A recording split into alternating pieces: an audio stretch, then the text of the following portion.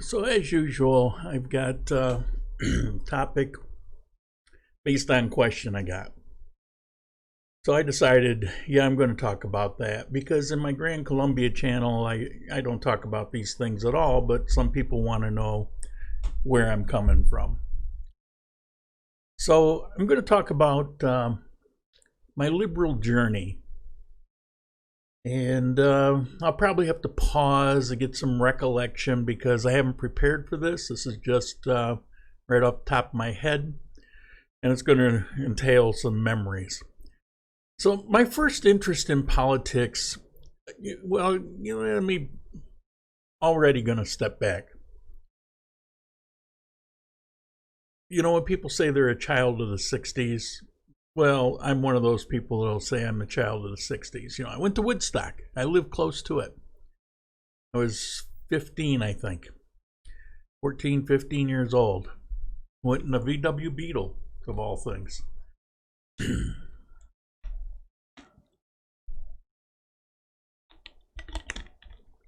But the first president from when I was born was who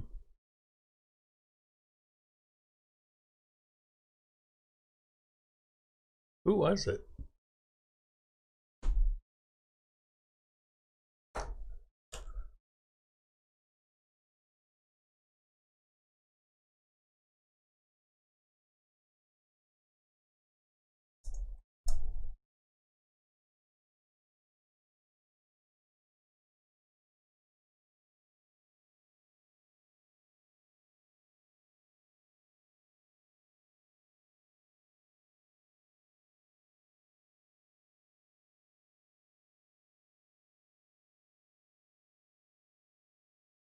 So when I was born, the first president, well, actually, I just missed Truman by months, but Eisenhower was the first president.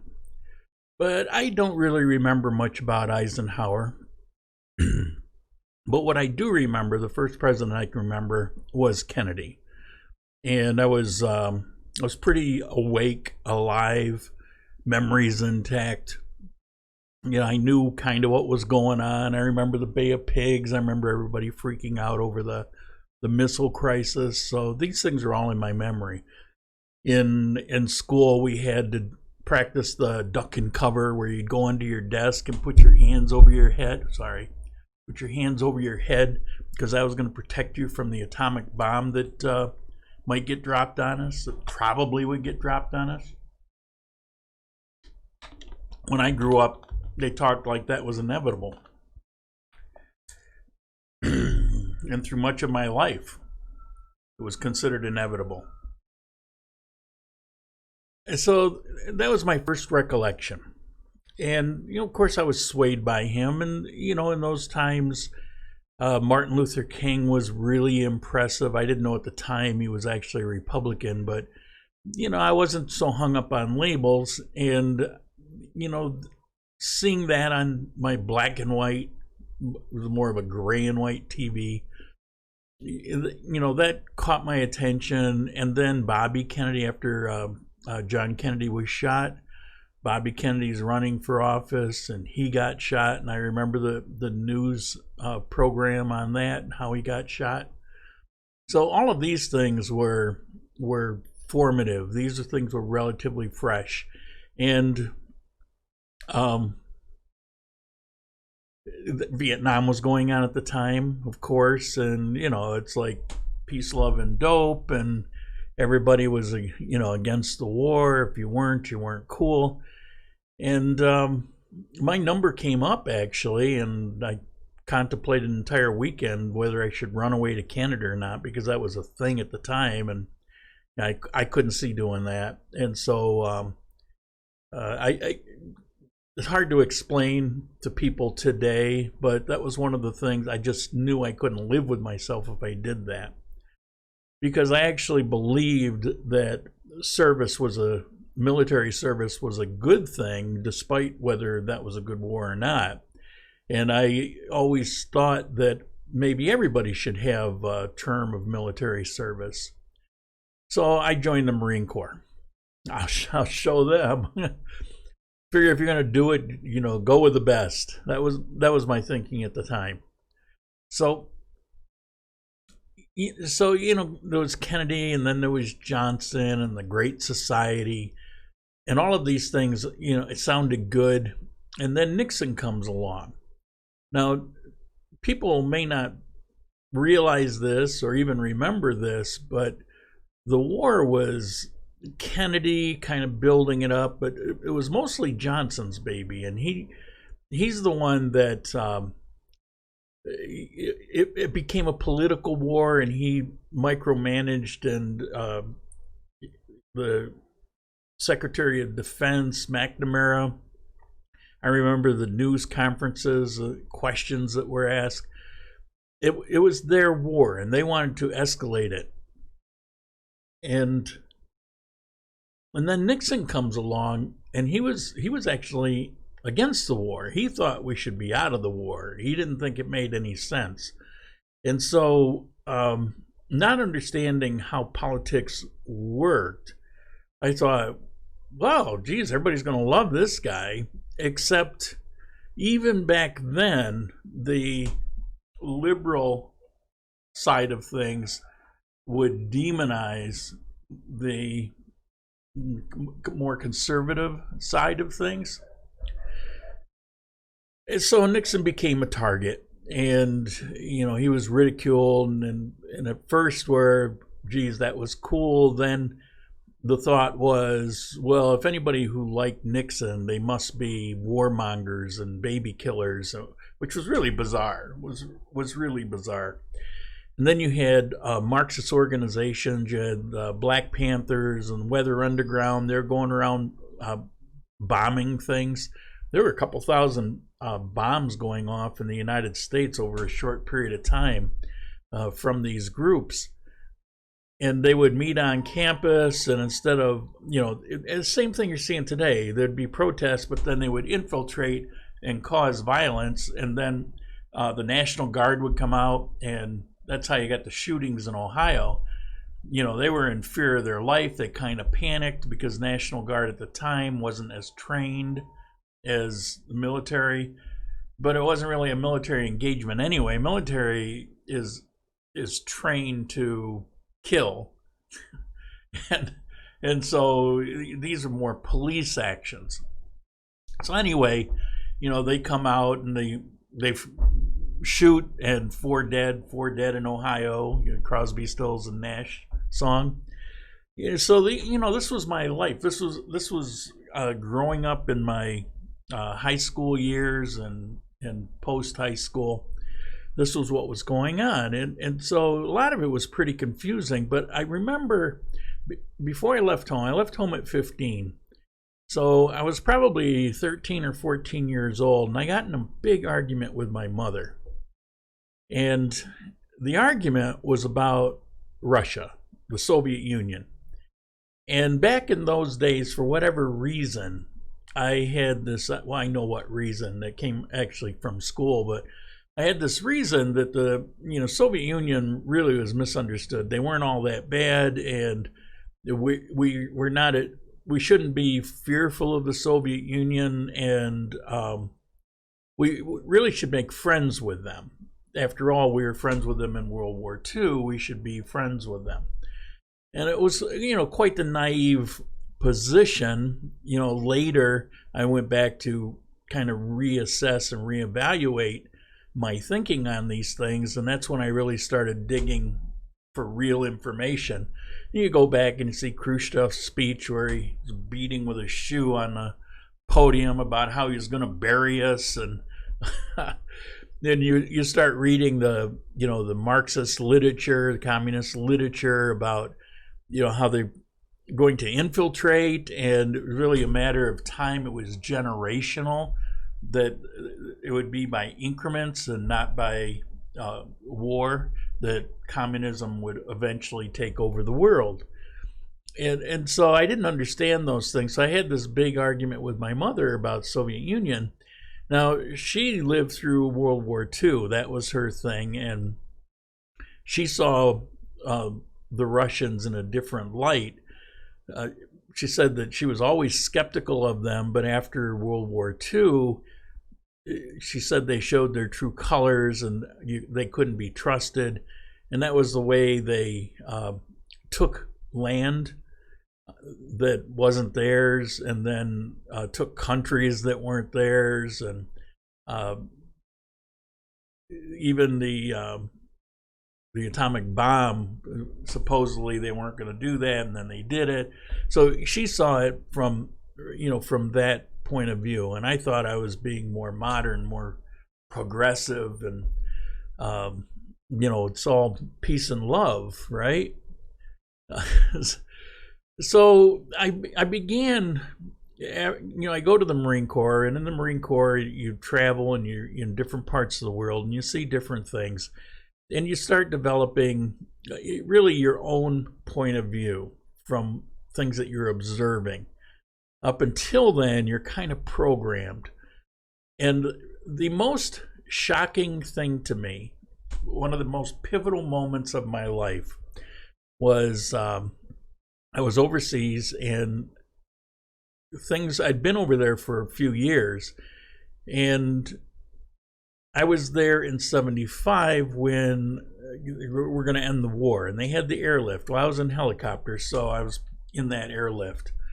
And so, for a few weeks, we're flying back and forth. Nobody's sleeping. We're pushing black and white Hueys off the flight deck, and because we're coming in all shot up and mangled. I had a friend who burned alive in front of me because he hit the side of the ship with their helicopter. So all these things are going on. It was you're just exhausted. Nobody was getting any sleep. You're either working to get your helicopter up to fly, or you were flying. So you're flying in and out. So we go through this, and it's all done. We're leaving the area. We're just totally exhausted. And the ship goes to Okinawa. So we're going to Okinawa, and I'm going to spend, I don't remember what the orders were, but it was more than a month. I think we had 6 months there maybe. So we're going to go to Okinawa and basically just kind of get all that stuff for the past year or so out of your system. So I go there, and I'm sitting in the barracks after I'd slept for 3 days. I'm sitting in the barracks where they have, general, lobby, I guess you'd say. That brings up these ideas of these comfortable stuffed couches and things. But if you think of, uncomfortable metal furniture, that's what was in the lobby. So I'm sitting in there, and TV's on. So I go over, and what you had in Japan or overseas is Armed Forces TV. AFRTS, I think it was, Radio and Television Service. Armed Forces Radio and Television Service. So I'm watching TV. And on this, they're showing segments from like CBS or whatever. Well, I think it was CBS. And they were showing segments of the airlift, and they were talking about this airlift. It was orderly withdrawal. It was organized. It was peaceful. And I'm going, what the hell are they talking about? It was total crap, complete propaganda, absolutely nothing like what it was. It was hardly orderly. It was pure chaos. It was hardly peaceful. We're being shot at constantly. It was madness. So I'm thinking, why would the news put a report like that? I mean, it's so wrong. I mean, it's not a little wrong. It was entirely wrong. And of course, then everything becomes suspect to me. If they're going to lie about something like that, what else are they lying about? And that was the moment. I was 22 or 23 years old by that time. And that was the moment when I realized that if I really wanted to know what was true, I would have to start going to sources. And so that's what I did. I start going to sources. So, we go through the Nixon things and the impeachment hearings. So I watched the impeachment hearings because they were live. And so rather than watch the news recap that would tell you what to think about it, it was the same back then. Well, it's a lot worse now, but I would watch the actual hearings. So I'm watching the hearings and I'm noticing discrepancies there too. And so I watched that. And then we get to another election cycle where you got Jimmy Carter, and I'm thinking, wow, he sounds pretty awesome. And I'm still kind of on the left side of everything. For a while, I thought I was a socialist, but the more I learn, the more I realize that that's just propaganda. And when you read the sources on that, it's not what they say it is. So. I'm changing. And so, with Carter, that was my last foray into what we'll say is liberalism. And, it was an utter failure, despite how people want to paint it. It was a disaster. And having been fresh from the military, I was in a little over 6 years, but having been, fresh from the military, I remember all the issues with spare parts and not being able to. I didn't mention Gerald Ford; he was in there too. So, come along, Reagan. Well, I didn't vote for Reagan for that first election. I actually voted for an independent or a libertarian called Anderson, and so I thought. That was making more sense to me. And so Reagan comes along, and I liked everything that he said, but it seemed like I couldn't go there. Everybody talks. I mean, if you were going to go Republican, it's just subject to constant arguments and ridicule. And I just wasn't ready to go that far. Little did I know that years later I would go so much farther than that. Yeah, I'm very much conservative. With what used to be liberal values, I mean, Kennedy today would be considered to be alt-right.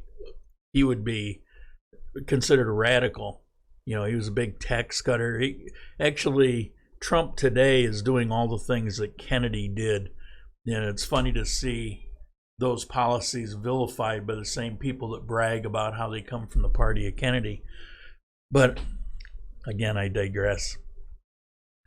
So I see Reagan come along, and I'm listening to what he's saying, and I'm agreeing with so much of what he says. But I didn't vote for him. But as time went on, I started to understand more what he was saying. It takes time to dig the sources, and I would go back and find old information on him. It was tougher then without internet. And I would read speeches that he gave back in the 50s when he was going around, forming his ideas, and he would give speeches, and they were conservative speeches.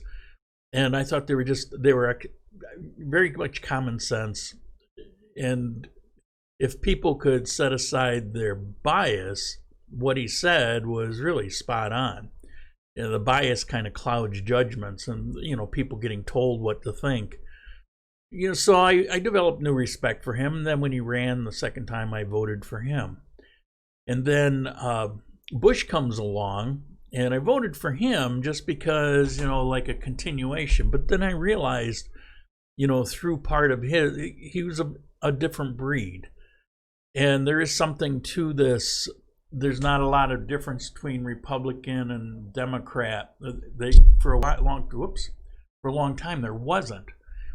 And then you start to see how it's like an incestuous family. I mean, they're all intertwined and intermarried, and they all go to the same schools and the same clubs, and they've got relations. It's like there's these groups of people, groups of families, and they're all the elite. And this politician is married to this news director, and it's such an incestuous affair. And I began to realize it with Bush 1, and I was kind of horrified.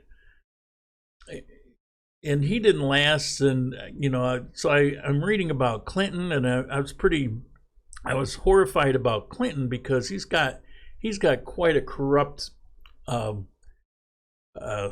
illegal background.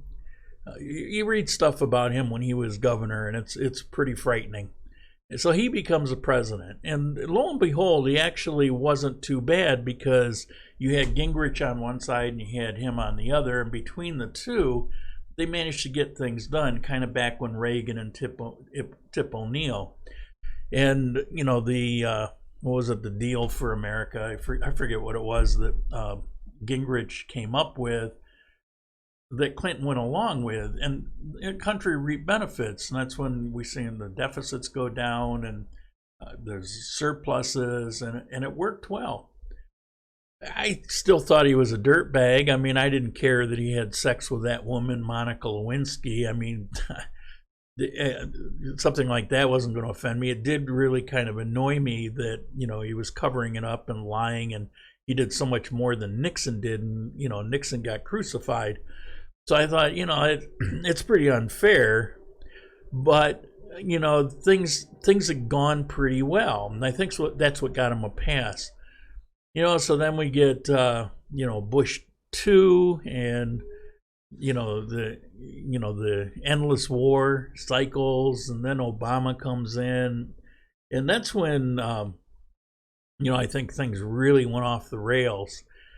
And it had nothing to do with whether he was black or white. So many people talk about it's a racist country. I'll do a video on my history of racism, but I really don't believe that. I think there's moments of it. I think there's people. I think it kind of plays in the back of some people's mind, but I think the people in the United States, having traveled to so many places in Europe and Asia and South America and lived in a lot of places, I think far less in the United States than what I see in so many other countries like France. You talk about racist, but anyway.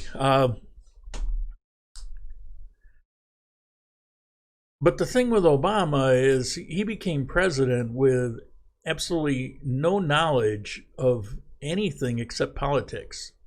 His politics in college, his mentor, it was all a socialist background. He was a community organizer, which is Marxist for the most part, and particularly out of Chicago.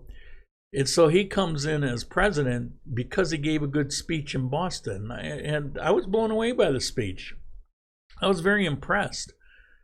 And I was on his bandwagon until I started digging on him, and I started seeing where he comes from and what his, who he's friends with, and the things that he said when he was younger, and all of that. And that's when I realized this guy's a disaster for the country. And that pushed me even more conservative. So Trump comes along. I'm living down in South America. I'm not voting for him.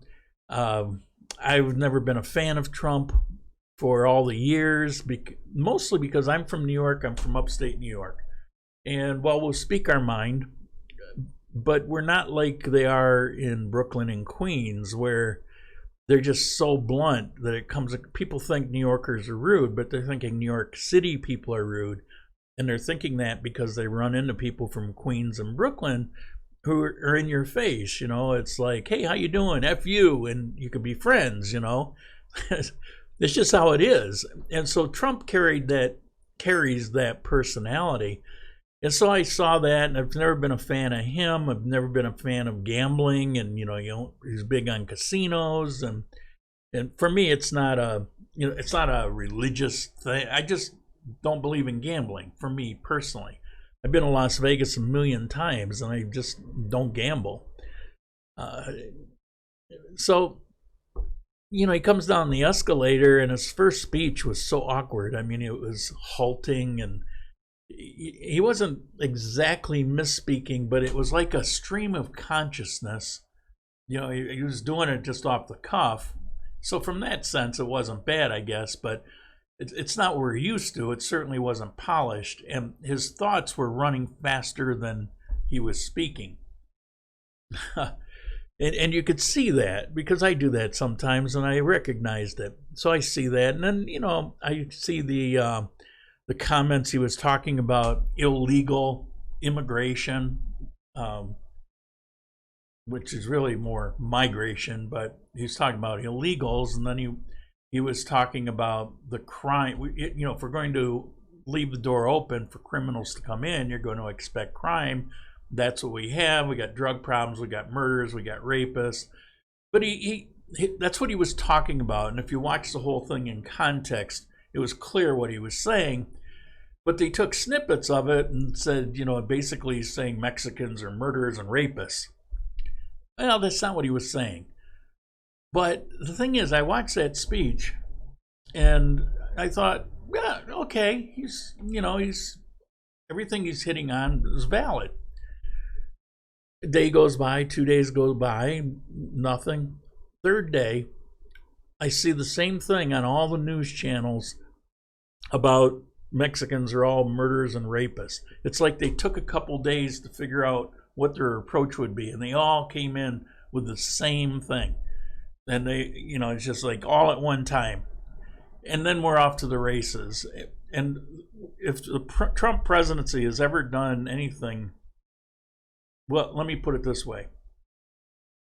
Despite taxes and regulations and all those things, whether you're for or against, I think the very best thing the Trump presidency will have done when we're looking back is that he created an environment where the media dropped their charade of being news media and expose themselves for what they are. They're propagandists.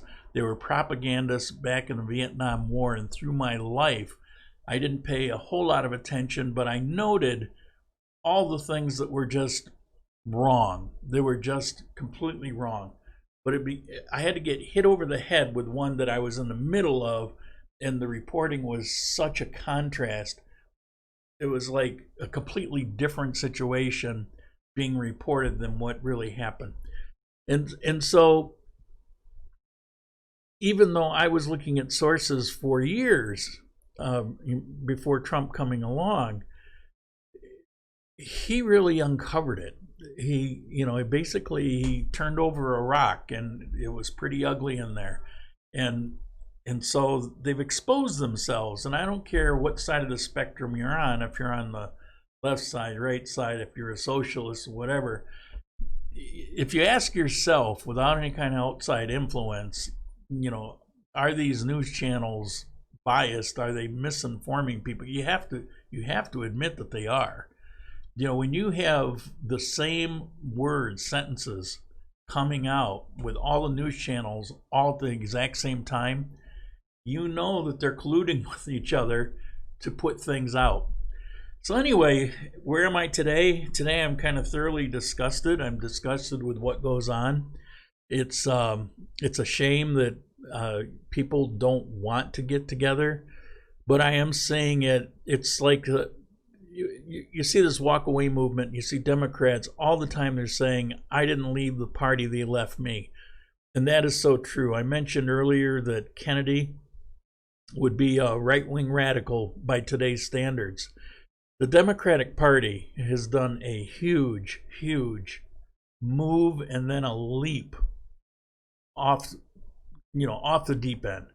And it's amazing to me that so many people are still calling themselves Democrats. I'm not saying they should be Republicans. I'm not saying they should be Trump supporters. God knows, he misspeaks.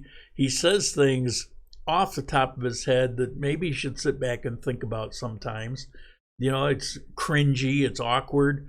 But that aside, I don't care who it is you're supporting, but I don't know how you could put a Democrat D behind your name as far as what party you're going along with, because they have become a Marxist party. And That's not good for anybody. So, well, except for the elite few who get to be at the top. So my recommendation is pox on them all. The hell with the Republicans, the hell with Democrats. It's time to just create a few new parties. Or for the Republicans, maybe they can reform it, but it's been infiltrated by so many of those corrupt elitists that you don't know whether they're Democrat or Republican. It's like they're operating on their own agenda. And we need to have political parties that are working for the country again and are willing to work together in order to make it happen. And while those ships seem to have sailed, I think there's always a possibility, there's always the hope that people will just put together something different. And maybe it takes something like the Democrats going off the deep end for other Democrats to realize, and maybe they'll take back their party or reform their party. And wouldn't it be wonderful if they became the party of Kennedy again? I could get behind that. So, who was the best president in my lifetime? It's hard to say. I would say it would maybe a tie between Reagan and Kennedy. So that's it for today. Talked your ear off. Sorry about that. I'm sure most of you clicked out by now, but we'll see you later.